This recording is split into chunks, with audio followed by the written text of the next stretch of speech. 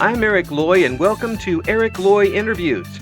On this podcast, we talk with folks from the VTuber community on their channels, their talents, their stories, where they come from, and their plans for the future.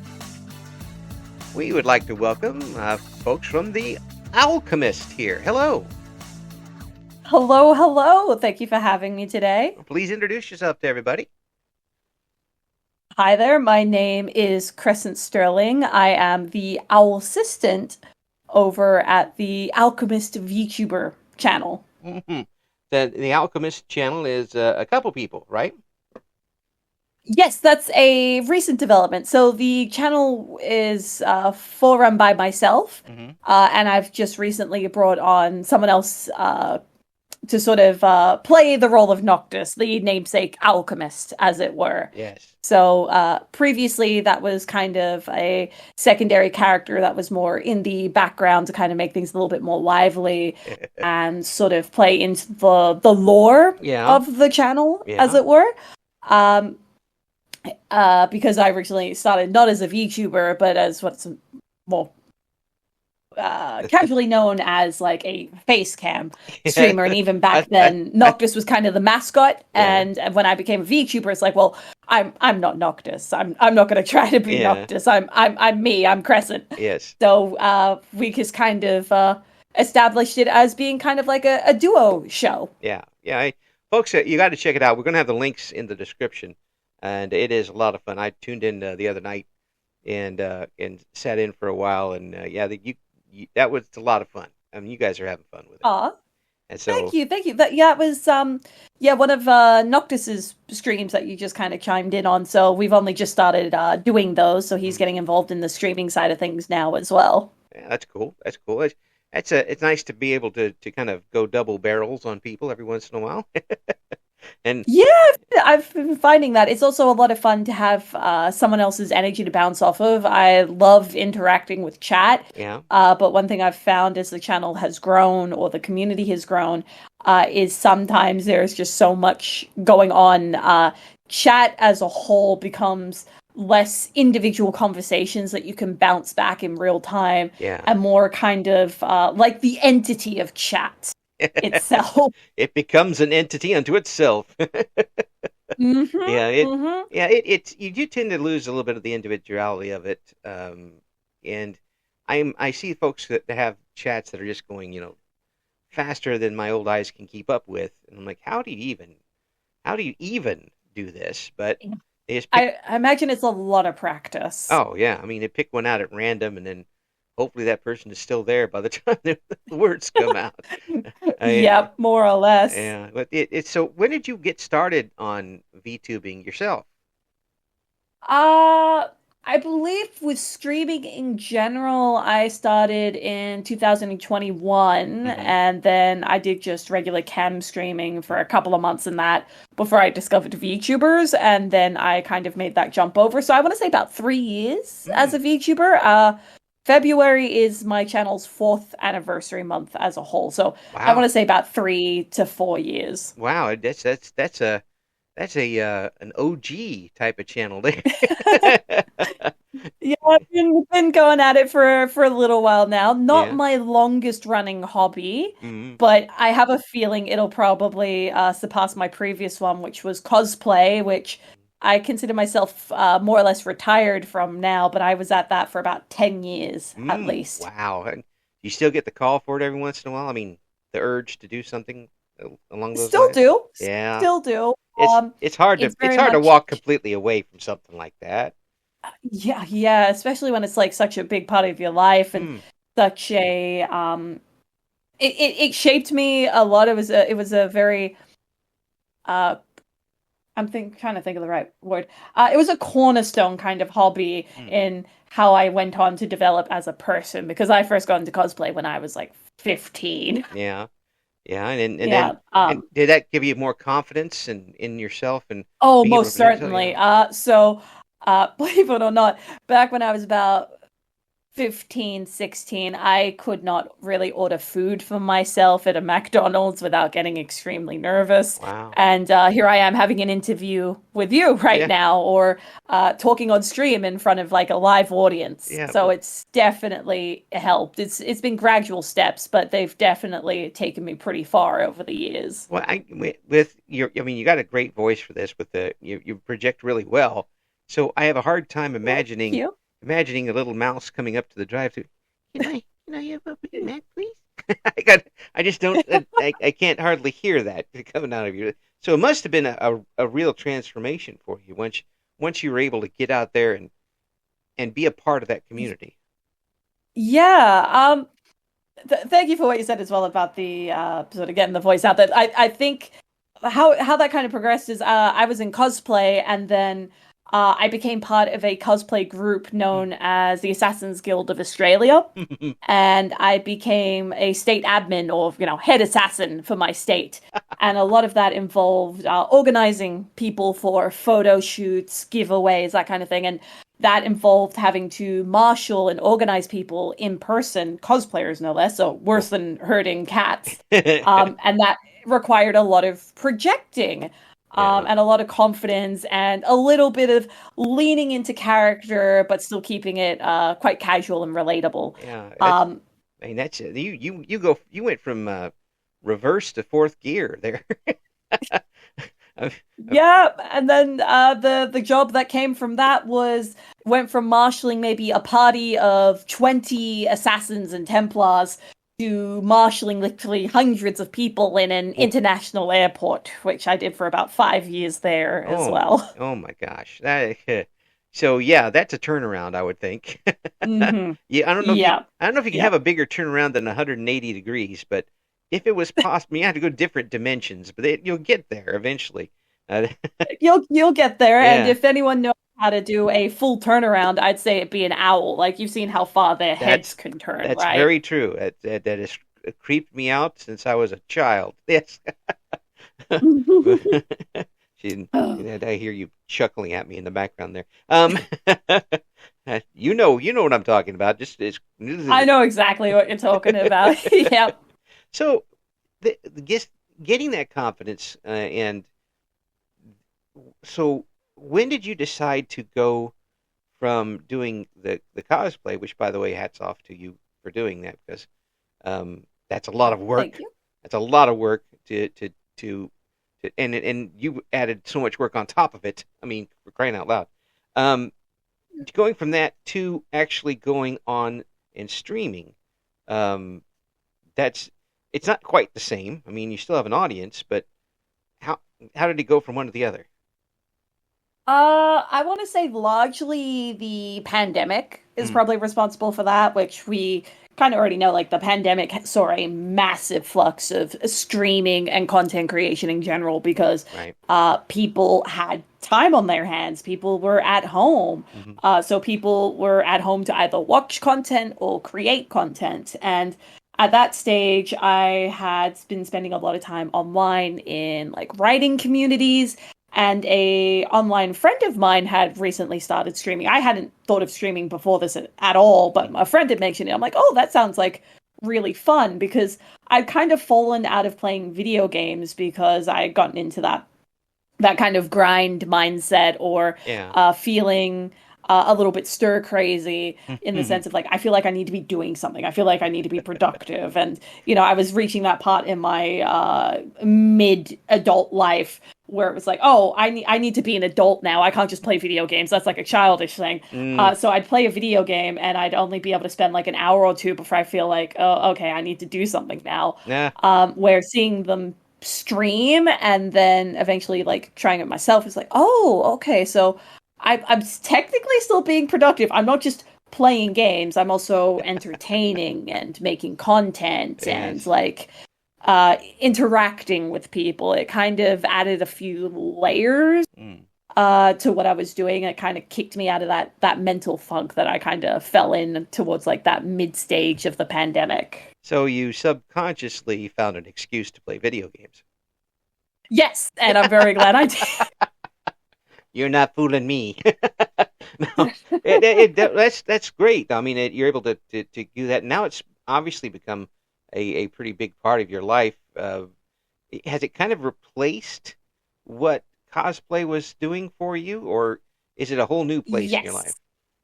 I'd say it's added things, but it's also replaced cosplay Mm, because I was in the cosplay community for so long that the local scene around me had started to change. When you're in it for 10 years, mm, you come in, you meet a group of people, or you go into it with a group of people, high school friends and what have you. yeah. And, you all kind of grow up. Some stay in the community, some kind of grow out of it. Mm. Then you get the next generation of young nerds that are coming into it. Um, and by that point, like a lot of the things I had gone into cosplay for, which was largely for me, it was doing photo shoots. Mm. So being able to wear the cosplay and work with a photographer and make like these really beautiful shots, which to me was kind of like making fan art, but using my craft and my body Yeah. to sort of add to it rather than drawing Yeah. the character being depicted. That was all stuff that really drew me into cosplay. And when those photographers moved on, some of them went on to do like professional, like fashion photography or Oh. product photography, landscapes. Some of them just decided to draw out of the hobby and focus more on their careers or their Mm. families. Yeah. Um, a lot of those connections I had to cosplay kind of faded away. And then I found VTubing, and when I really started getting into that, I found it was ticking a lot of the boxes of being able to make something that is both myself and not myself. I can, have cute designs, make characters, share little bits and pieces, the progress that I do. Hmm. Uh, it's marginally cheaper um, between like traveling to conventions, Yeah. making new outfits. Yeah. Cosplay kind of fell into a little bit of a content grind. Like I knew other cosplayers that were making like a new outfit for every single convention. Oi. Um, That's I see the work. I've seen folks and the work that goes into these things, and I mean, to do that for every single convention and then try to go to every convention would be. How would you be able to do anything else? well, that's what some of them were trying to do. They were trying to be professional cosplayers or Mm, full-time cosplayers. Because they were trying to make as many characters as they could to either compete mm. in competitions, because some of those did have cash prizes. Ah. They would get sponsorships from either brands that had to do with, I think, foam creation, glues, wigs, all of that stuff. Or, of course, those that cannot make usually purchase. Right. So they would put out their craft, and those that wanted to dabble in the hobby but weren't really interested or had the means to make their own cosplays would commission something custom, which we see here in the VTubing community as well, with people commissioning live 2D or 3D models. Oh yeah. Or you get people that go into Blender and they make their own from scratch. Like Right. Right. Right. both are still valid. Oh yeah, absolutely. I mean, there's some of us, and I am definitely the lead person here, who have absolutely no artistic ability whatsoever. And if I were to do something like this, I would need to have somebody else come up with something because I mean, stick figures are broken in my in my writing. They're just not good. I don't have the eye for it that other people might. And there's nothing wrong with It's, that, obviously, but um, mm. you see, some people are using it for an opportunity to show off those artistic skills.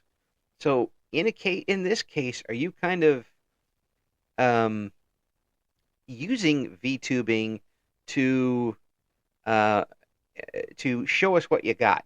Like you would go out for cosplay in a certain outfit that you were really proud of and you worked on and worked on. Um, is it really taking that place? Yes, but possibly not in the way you think, Okay. because I am not doing it in the sense of like visually showing my art. But so to put it simply, the Alchemist is the premise and the concept of Noctis as a character, and the Mm, the world and the lore that the channel is built on right. is based on a book that I've been very slowly writing over the past couple of years. So the Yes. idea was through VTubing, I could introduce these worlds and these characters to people. And if they are invested when the book is ready, I can be like, hey guys, I know you like this setting. Here's a book or here's a comic that I've written on it. I was going to come back to that. I had that in the back of my mind. I was going to say, "Oh, writing. We're going to talk about that." So I'm going to talk about it right now. Um, Okay, perfect. so being somebody who, as you said yourself, was kind of, you know, in the background and not putting yourself out in the forefront to be super social. Were you writing early on with that? Or did you kind of turn to that rather than turn outside at that point? It's difficult to remember back then. I know I did a lot of I'm gonna age myself a little bit here and mention Gaia Online. Back when I was in high school, a couple of friends and I used to do like role play writing, as it were, character writing on like the forums of Gaia, and that kind Neat. of started a bit of a love for writing in general, and then sort of evolving from there into something less fandom based, more original works. Sure. I did pursue uh, training formally Mm-mm. in my craft. So I went to university and I have a degree, a major in creative writing. So I Oh, am formally trained in my craft. So oh. there's that. I'm just going to hire you. I was going to write something, but heck with that. You got the degree. You do it. By all means, I'd be happy to. I'd be happy to. Yeah. No, hey, that's great that you found something very early that you were interested in and were able to pursue it up to that category. Now, when you got into the degree program, um, Mhm. did you did you find that it was that they were more kind of tearing you down to build you back up again, or did they work around the talent you had? I find it was a little bit of both, depending on who my teacher was and the classes that were being run. Mm, Um, for some of them, I felt like they were kind of just nurturing the talent I already had.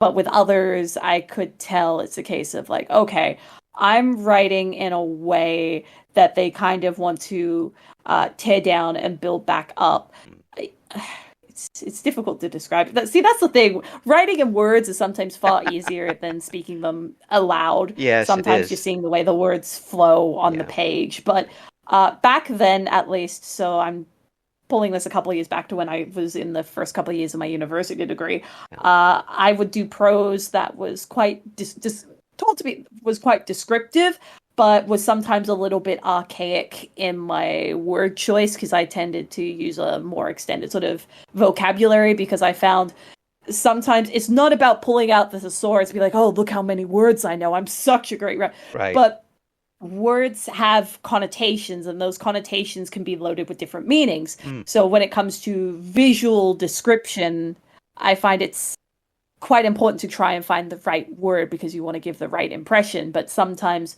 those words, in the way of mainstream commercial right. writing, let's Right. say, can come across as a little bit dated or a little bit archaic, Oh. as my tutor would say. Oh yeah. And through their teaching, I was kind of able to find a little bit more of a balance of it. It's like, yeah, try and pick your moment for when you want to pull this out. You don't want this out all the time because it's one thing when you're writing an assignment that's only a single chapter. It's another thing when you're planning to write a book that's like 30 chapters long. You can't use this much page space for a simple moment all the time. Keep bashing them over the head with it until they get that in their skull for crying out loud. But Yeah. I understand what you're talking about with the wanting to get the exact word for this situation. That'll sum it up. I do that all the Mm. time. If someone listens to enough of me yapping on the internet, you'll hear long pauses and uhs and ers. That's because I'm usually trying to think of the exact way to phrase something or come up with a word that makes sense. That's just my personal hang up, I suppose. But it helps me, and sometimes I go back to um, comparisons and allegories and that type of thing because sometimes the Hmm. words just don't fit. Uh, English doesn't always work good. in these I things. imagine there's plenty of times when you go back in the editing and you're re-listening to this and you kind of snap your fingers like, that's the word I should have Oh used when you're yeah, hearing yourself talk back. yeah. 2 o'clock in the morning, I started yelling, "No, I wanted this word, not that word." Uh, that's that's just a thing I've always had to do is watch myself with that sort of thing. But when you're talking, it's different when you're just talking to somebody and it's live and it's done. You're Yeah. putting words to paper that's going to be there even when after it's read. That's that's And that's a little poss more monolithic, isn't it? a little bit. And the other way to think about it as well is if I am being extremely optimistic here, and I would like to be in this thought, but I am also putting down words that may very well be read like long after I'm gone Mm, as well. yeah. Um, it's just I've read a quote. I can't even remember which author it was. So it was just um it was a quote on a book more or less saying that if one wanted to achieve true immortality, there is a few different ways to go about it. One is you make a writer fall in love with you, and then you will be immortal in one form or another. Or two, you write a children's book. Oh, And that okay. one got expanded on a little bit in the sense of if you write an children's book that is timeless in at least some of its basic themes or its approaches, like you will have your original audience that reads it when that book is first published, right? Right. But the kids that read that book will grow up, and if it stays with them, if it truly stays with them, their kids will read it, and maybe they'll pass it on to their kids, and then Mm. eventually there'll be a movie deal, and then it'll get rebooted like 3 or 4 times. Oh But yeah, you yeah, get what I mean. yeah. And then George Lucas gets a hold of it, and then who knows what happens. But Who I knows? I can tell you as a grandfather, I can say this is absolutely true. Absolutely true. I My grandson is 8 years old, and I'm like recommending books that I was reading when I was, back in the Stone Age, when it was actually chipped into stone. These books, there a lot of them are the same thing, and it's thrilling to watch them go through it for the first time. May I ask any of those recommendations that you did give to him? A lot of Dr. Seuss. Yeah, Dr. Seuss seems to hold out throughout the ages, that's for sure. Yeah, I that was when I was. I mean, talk about dating yourself. I mean, I'm going way, way back here. My parents hooked me up with a reading program where we got a Dr. Seuss book every month in Hmm. in the 70s. They wouldn't do that now. Yes, the 1970s, not the 1870s. Um, but we would get one every month, so I had a new book every month to go through and read. And there are some programs that do that now. But I think that certainly shaped my uh, sense of humor, anyway. That sort of thing, and it certainly books like that to me allow the children to think a little bit as they're enjoying it. So um, I will keep talking about my grandson until you make me stop. So make me stop, okay? All right, Eric, stop. I don't want you to stop, but you gotta stop. It's a grandparent's right to keep going. But I understand what you're talking about. It does that sort of generational hand down of a good solid book. Um, Even today, when everything is on a tablet that you're looking at, it does mean a lot. And I really do hope you get that chance to publish that. How long have you been working on that book? Uh, it's difficult to say because I at one point was making some very solid progress. I was getting like a chapter done every Mm, like 2, 3 weeks. mm. And then full-time employment happened, so it's been a little bit slower, but I want to say in terms of like solid boots on the ground, hands on the keyboard level of time to it, maybe 7 to 8 months. Mm. In terms of typing, general conceptualizing and world building is, of course, always constantly ongoing. You just Oh come yeah, across something in the world and that just kicks the rock and it tumbles down the hill, and all of those ideas keep going and going and yeah, going and going. yeah, and hopefully it doesn't run right through the middle of what you already had planned and makes you go So, have you had a Mm. situation where you've had to go back and redo something because of an idea that popped into your head later? Yes, the earlier chapters by quite a degree, Mm. because when I very first started writing the manuscript, I actually did that pen and paper. Wow. So I find with my very first ideas, pen and paper is usually the way to go. It's more tactile in how it feels in the hands, but also I can't backspace on that. Sure, I can scribble out a couple of lines, but I can't do major rewrites. So it kind of forces me to keep going. Yeah. Um, I didn't do that from start to finish. It was just enough to kind of get the general idea and flow. And for example, Noctis in those original paper pages was very standard sort of alchemist in the case of Mm. maybe looking to discover the secret of creating gold, Right. or his lab had like candlelight and stuff going on, Hmm. where later on when his character developed, Noctis is actually pyrophobic and he lives in a giant tree. So no, you're not going to find any candles in his lab. No. And instead of the typical gold, he's actually trying to find a substitute for candlelight Mm. that doesn't risk burning down people's homes. That's So very I, quite different as you can see. it's this is really fascinating about you with this and with how you kind of turn things around from being a bit of a wallflower to being in public. You don't think in two dimensions, do you? You think in three dimensions at least. Never really considered it like that, but I suppose so, yeah. Because it's not there's even if a line I get this idea that if there was a line from A to Z, you're going to take the long way home, but you're still going to get there, and it's going to be a more fascinating trip. That's true. I think as well everyone sort of has their own sort of path for going about it as Mm. well.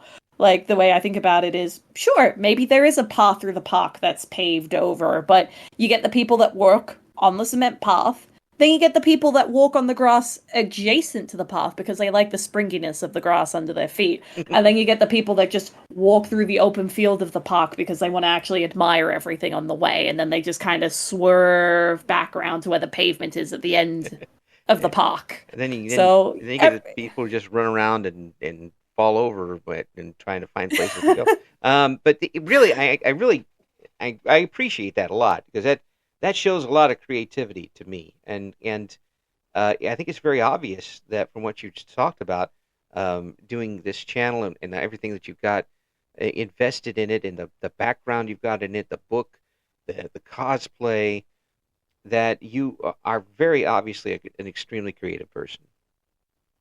oh, thank you, Eric. That means a lot. I do cherish comments like that whenever I do happen to receive them because it's just my creativity is probably the one thing I've always sort of endeavored to sort of nurture where I Mm-hmm. can and hold on to from my younger years, playing a Mm-hmm. lot of pretend and doing like drama. Wasn't a theater kid, but still used to do a little bit of drama back in the day as Yeah. well and all of that kind of stuff. Yeah, that's great. I'm glad that it's happened for you.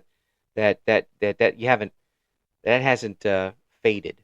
Uh, Being an old man, it's nice to have that in the background that you can always go back to. But it seems like it's full force for you, and I'm so pleased to be able to talk to you about it. It's very uplifting. Nice as well to have the opportunity to talk about this with you, which, if I might ask a question in return, Absolutely. uh, because I know you do have I believe you said professional backing in doing interviews, radio, that kind of thing. Yeah, back a long time ago. Yeah. Um, Yeah. Go ahead. What's the question? I was going to ask, are you interviewing VTubers by chance? Oh, well, that's see, I've been out of the radio thing now for about 6 years because Hmm. it wasn't paying any bills. Not just all the bills, any bills. It was really Ah, yeah, and the frankly the pandemic just killed off local radio in the United States. Um, oh, my condolences. yeah, it was on the last legs anyway, but it really took it out at that point. But um, I want to get I got a good job that pays bills now, but I want to get back behind the microphone. I enjoyed interviewing people and talking with people the most, and I could go back and talk about talk with sports people, but I don't have the connections I used to, and who wants to hear another sports guy? I could do politics, but I hate politics. I don't want to talk about it. I did it for pay, and I don't want to do it now for fun. But I do Mm-hmm. enjoy. I very much enjoy VTubers, and I enjoy watching them. I'm an old guy, but I'm a video game kid. I had a Pong game at home when I was a youngster. I was just about to ask, did you have a Pong? I Did you did. have Pong? Okay. I had one from Sears, and my sister and I played it a lot. Um, I even played the original stand-up cabinet Pong game when I was young, and we spent a lot of quarters in the arcade. Um, but yeah, I enjoy that. I enjoy the creativity that goes along with it. And you're not going to find a wider group of people with different backgrounds and talents than among VTubers. That's true. That's very true. Definitely a very diverse group. Yeah. The way that they like to approach things as well. Like something I've noticed in my years of just watching the VTubing community, even from a distance, Mm-hmm. is just you could have VTubers that have very similar premises, like, Cat Girl Mm-hmm. or Bunny made VTuber. They always go about it differently, either Yep. through like the art style, the lore, the mannerisms. And then you've got ones that go completely different, Mm-hmm. where there was one, I wish I could remember their name, but they went like black and white rubber hose style animation Oh yeah, yeah. There's a couple of them, like but 1960s, and yeah, it was great. Like yeah, you never really see that anywhere. yeah. Like, oh my God. Yeah, there's innovation to be had everywhere, and we get to hear as consumers or listeners or watchers, we get to get the reward of being entertained by these people we never would have known that existed.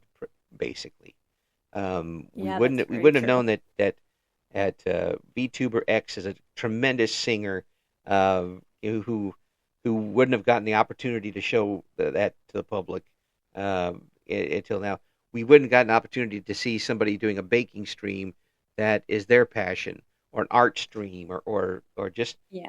being a goof playing video games and having a lot of people enjoy it. All of that is on there, and if you can't find something that you like, you're not trying.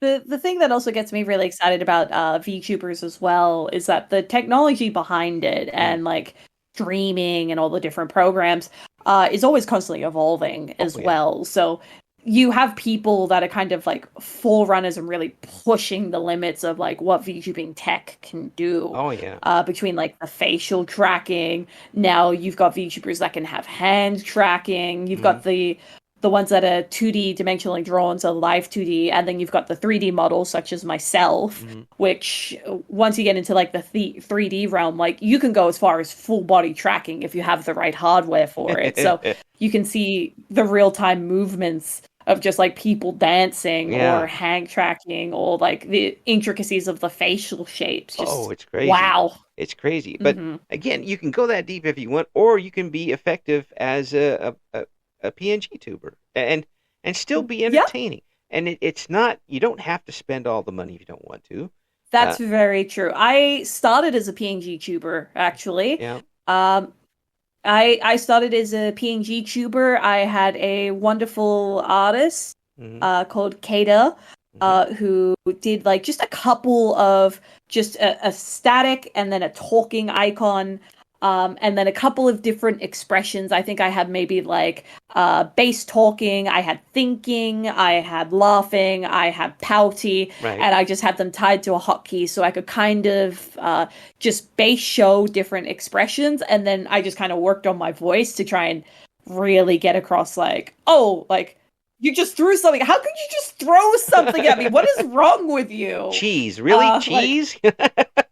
Yeah, just really kind of play it up a little Yeah. bit. And then from there, that was a half step up to, I guess, what's called a GIF tuber, where it's still an image, but Mm. it's just like a GIF with a little bit of emotion Yeah. between, not quite the live tracking, not Yeah. quite fully static. And then from that, I jumped into like 3D models and stuff. So like any level of VTuber is about any level of VTuber can be entertaining. Mm-hmm. And there's like some VTubers that never move beyond the PNG tuber state Mm-hmm. because that's where they're most comfortable and that's what they Yeah. find works because Yeah. of just like the type of content that they do. When it comes down to it, I liken it to the old radio DJs, where people come back to it because of the personality. They're coming back because they enjoy being with you as you're the entertainer. They could watch 1,000 people play Minecraft, but they like the way you do it, so they're coming back for you. You're now a part of their. You become a part of their routine, and Yes. and that is, and I hope everybody realizes that whether it's 1,000 or it's two, um, that's that's a lot of oh, now here it's just one of those pauses where I don't have the right word.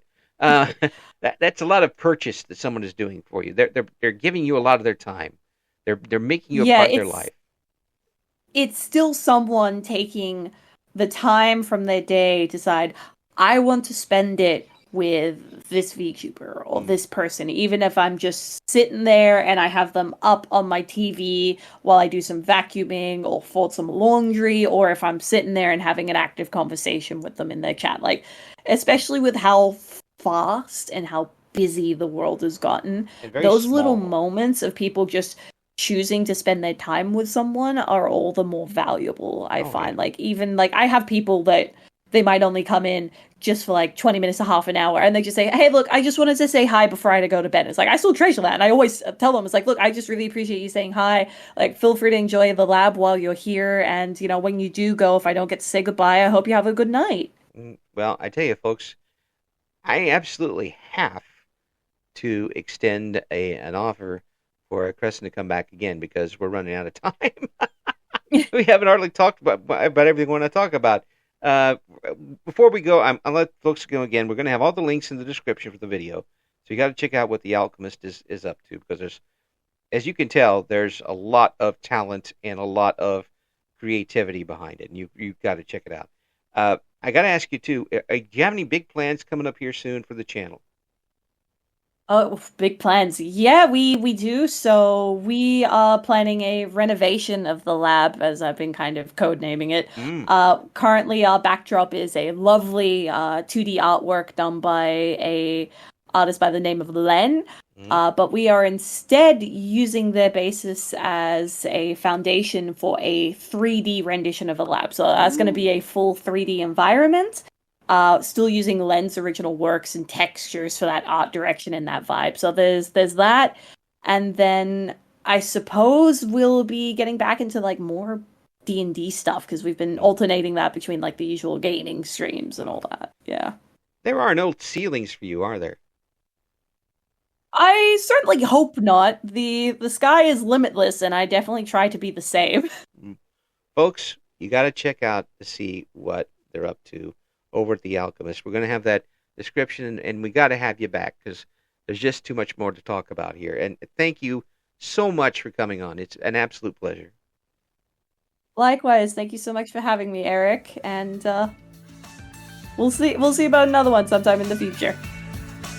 Thank you for listening to Eric Loy Interviews. Join us again next time when we talk to another member of the always interesting VTuber community.